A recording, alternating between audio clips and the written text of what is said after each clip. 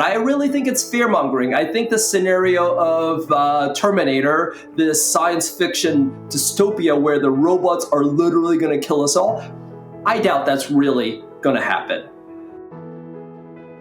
Innovation and technology are driving every sector of our economy forward.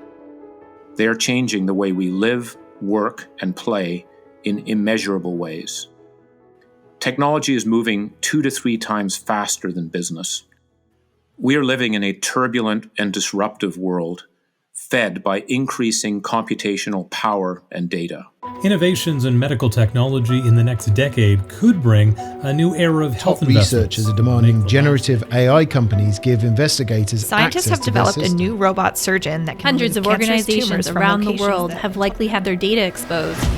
The average washing machine has more technology and processing power in it than NASA had to land a man on the moon. The iPhone 12 is more than 100 million times faster than the Apollo 11 guidance computer. That's staggering to consider. It's an indication of the forces at play when it comes to technological innovation and our technological future. As technology continues to accelerate at an exponential pace, bringing both benefits and new challenges, how will we lead the next technological transformation to ensure a safe and human-centered digital future? What's truly fascinating about Waterloo is its origins in 1957. It was formed in a time of extraordinary change, similar to what we are seeing today. There was a concern at that time amongst industry leaders that as a country we weren't skilling Canadians for the future, and our country would be left behind. In response to these circumstances, what happened in this small farming community is unbelievable. Emerging from this dirt field grew a university that today is a global force. Companies like BlackBerry and OpenText spun off from the university, and this region of Ontario has established itself as the Silicon Valley of the North. As Waterloo continues to lead in technology and innovation in critical areas, we have an opportunity to shape technology to serve society, rather than letting technology shape us. This is Global Futures in Focus from the University of Waterloo. I'm Dominic Barton.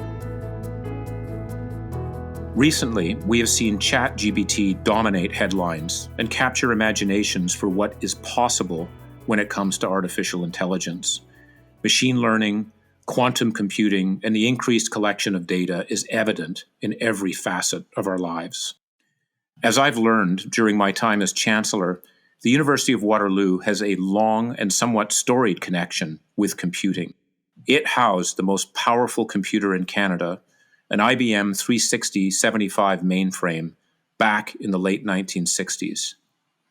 That computer and the brilliant people in the faculties of mathematics and engineering at Waterloo have built a reputation for being on the cutting edge of technological innovation ever since.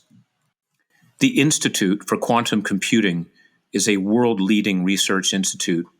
It advances the field of quantum information at the highest international level to discover and develop powerful new quantum technologies.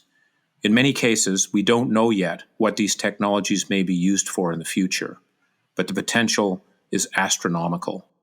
It isn't always the technology, but also what's behind that technology. Responsible AI, or technology for good, is an important area to consider as we head into an uncertain future. How do we inform the development of new innovations so that society shapes the development of technologies, as opposed to technologies shaping our society's future?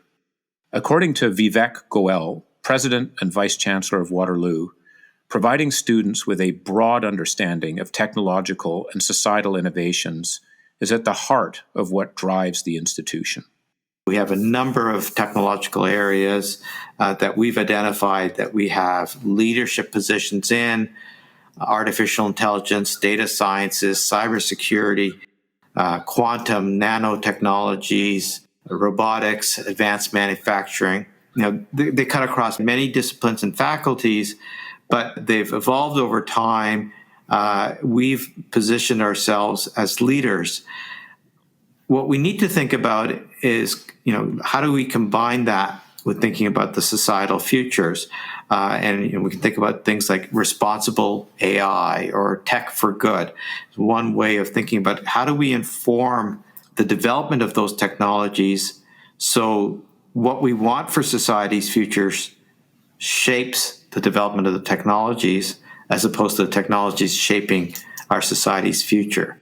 And that leads us to discussions around what should be in the core experiences for students in those technological disciplines, right? From the humanities, from the social sciences, from arts, from design.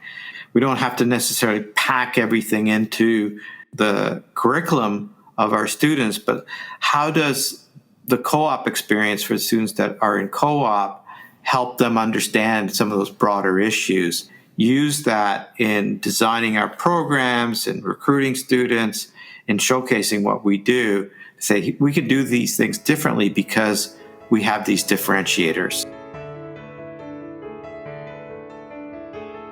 Living in a time of groundbreaking technologies is a double-edged sword. How we leverage the increasing amount of data with new technologies like AI poses just as many risks as possibilities. Who has access to the data? Can it be manipulated? Is it being used ethically? Dr. Jimmy Lin is a professor at the David R. Cheriton School of Computer Science and co-director of the Waterloo Artificial Intelligence Institute, whose membership is comprised of more than 200 professors from all 6 faculties. His research focuses on how systems like ChatGPT learn. So ChatGPT and other large language models, they're really like the fulfillment of a dream. It's a dream that we as humans have since the dawn of time, right? So language, being able to talk to one another is a longing, it's a desire, it's what humans do. And so since the dawn of computer science, a century ago, we've been wanting to build machines that we can talk to. And over the decades, we've made some progress, but it hasn't been until recently with ChatGPT and large language models that we've actually kind of realized that dream. And this is why it's so exciting. Now, of course, ChatGPT is just text-based, but now we're coupling it with lots of other complementary technology. So there is speech recognition technology, so the machines can actually understand things that we say. There's text-to-speech technology, and so ChatGPT can take the text and actually speak to us. And then combining it with vision capabilities, the models can see. And so that's what makes this field so exciting and so powerful. We should be, of course, cognizant of the challenges that the technology presents, but we should also be able to step back and sort of be in awe and wonder about all the cool things that we could do from it. When it comes to technological innovation, I often position my view that we're still in the early stages of what is possible. The horizon of technological innovation feels limitless. In fact, the exponential growth and trajectory are hard to fathom. We are already witnessing how technology is relentless in transforming all areas of society and our economy. There is not a sector, organization, or corporation that is not being fundamentally changed by it. In fact, recent research from management consulting firm McKinsey & Company shows that generative AI could enable automation of up to 70% of business activities across almost all occupations between now and 2030. Even the Pope has an AI advisor. Dr. Joel Blit is a professor of economics. His most recent research focuses on automation and the future of work. He was recently asked about how we balance societal and economic risk when adopting new technologies. Well, there's absolutely reason to be concerned. We don't want to just adopt the technology willy-nilly without thinking through some of the implications and putting in place, safeguards, regulations, et cetera. So, those are all valid. But what I caution against is fear always dominates. So if you're in a room and one person is saying, hey, here's some opportunities, the other one is saying, the world's going to end, all jobs are going to be lost, very quickly the discussion focuses just on the latter, just on the loss of jobs, on the existential threat to humanity. And there needs to be much more of a balance, right? So we need to, as Canadians, we cannot afford to be focused on the negatives, on the threats. They're real, and we have to think about how to address them best. But we also have to be thinking, and maybe even more so, we have to be thinking about embracing the technology to really reap its benefits. I've seen over the years that businesses willing to be early adopters of new innovations can reap the biggest benefits and outpace their competition. Our relationship with technology is complicated. It's complicated because as humans, we aren't evolving at the same speed as our technological innovation is. Computers have been beating good chess players since the 1980s, but probably the most famous victory happened in 1997 when a computer named Big Blue defeated world chess champion Garry Kasparov. Go is considered much more difficult for computers to win than other games such as chess.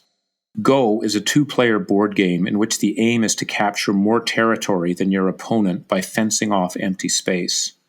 The game was invented in China more than 2,500 years ago and is believed to be the oldest board game continuously played to the present day.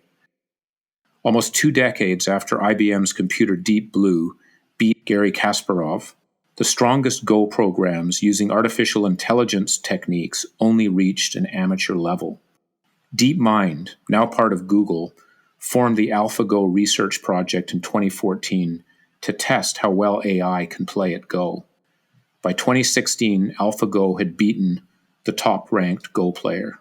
Ke Jie, a top-ranked Go player in 2017, said that, quote, after humanity spent thousands of years improving our tactics, computers tell us that humans are completely wrong. I would go as far as to say not a single human has touched the edge of the truth of Go, close quotes. Technology is also playing a transformative and positive role in society. It can bring people together, diagnose disease, improve and streamline processes in healthcare and education to increase efficiency. Human-computer interaction is a field of study that goes beyond technology development to critically assess how technology impacts people's lives. At Waterloo, researchers like Professor Edith Law are investigating how technology advances society and the economy amidst our rush for rapid innovation. Dr. Law and her team are actively developing tools that help people who label machine learning data to recognize and reflect on their own biases. That self-awareness will empower individuals in the future to build more ethical and unbiased data sets. Dr. Kerstin Dautenhahn is a professor and Canada 150 Research Chair in Intelligent Robotics, who studies social robots in applications where they can serve as assistants or companions. Her team investigates how robots can support older adults as well as children with disabilities, including learning, speech, and language disabilities.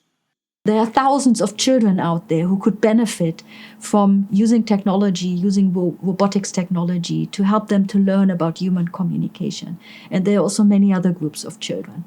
On the other end of the spectrum, I'm also interested in robots to assist older people, people with dementia, or people who are maybe still able to live independently in their home, but who might have developed certain problems, maybe physical problems. Maybe they need a walking stick to walk, or maybe, they cannot use one of their arms very well anymore.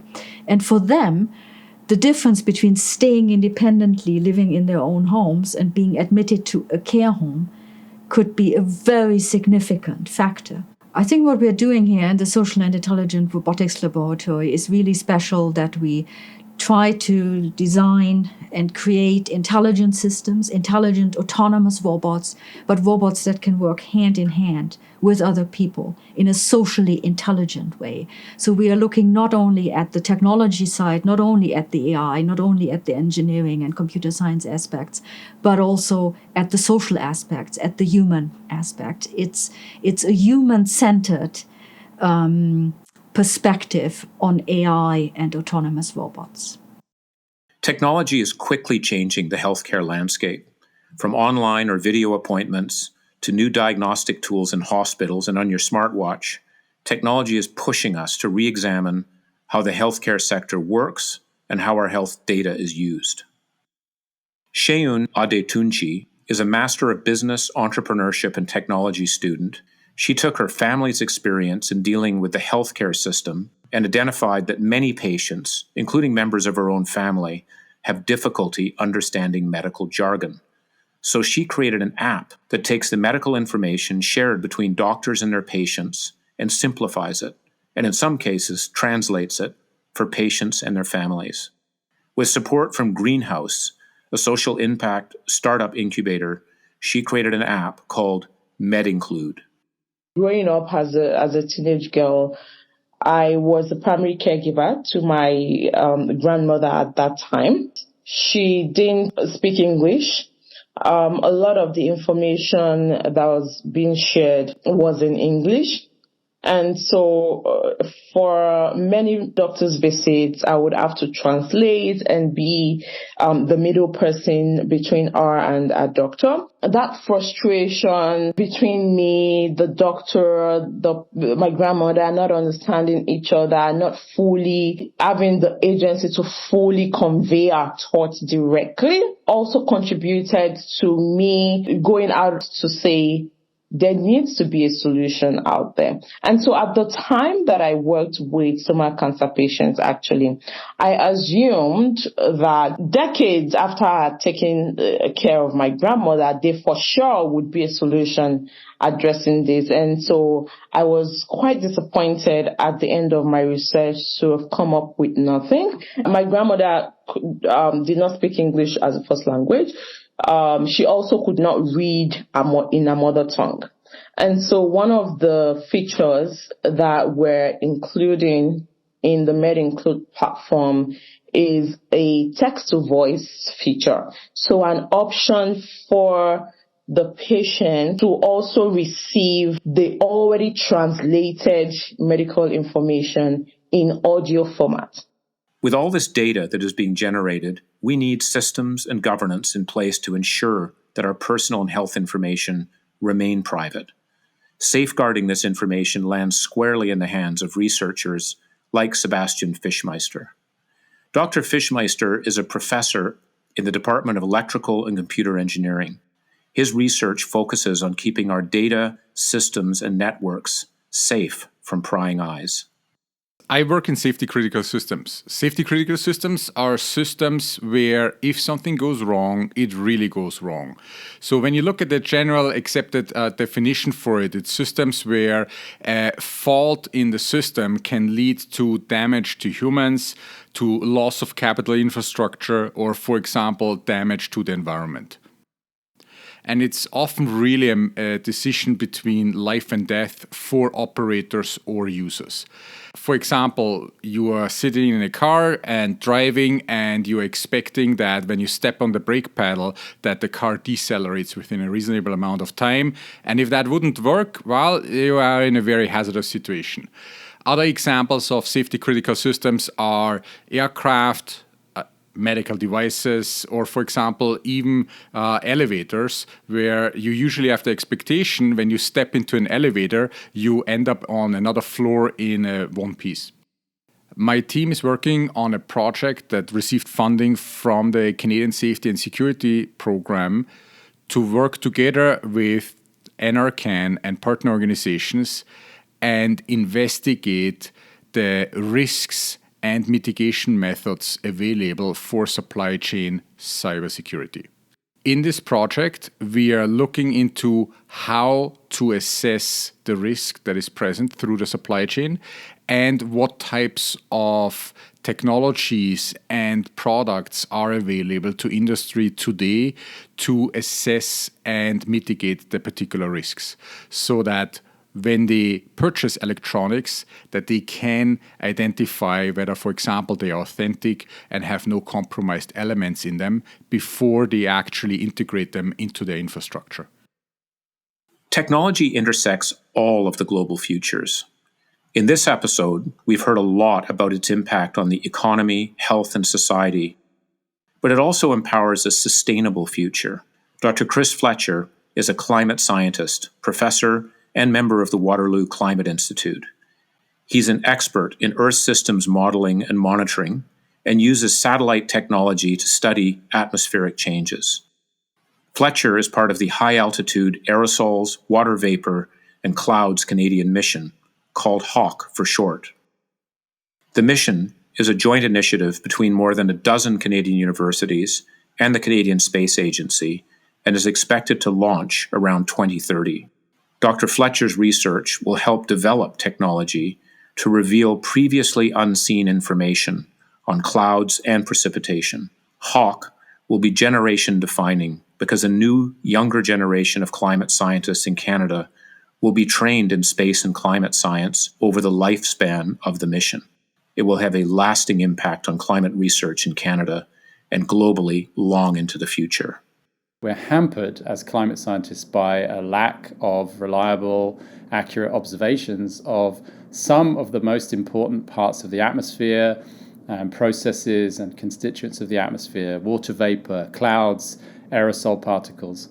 So it's really like we're driving a car with blinkers on right now. And the new data and new measurements that are going to come from the HAWC instruments is really going to be like taking the blinkers off for climate scientists, which will reveal, far more of the picture of what's going on in the atmosphere than we've ever been able to see before. We need to develop software that can convert the measurements that the satellite provides, things that don't actually mean anything physical.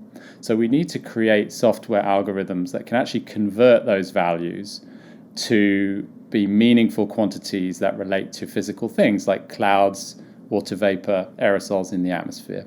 And we do that with some pretty sophisticated software, with some modeling as well, and using other measurements of atmospheric quantities like temperature, humidity, wind speed, all of those things that we can measure at the same time.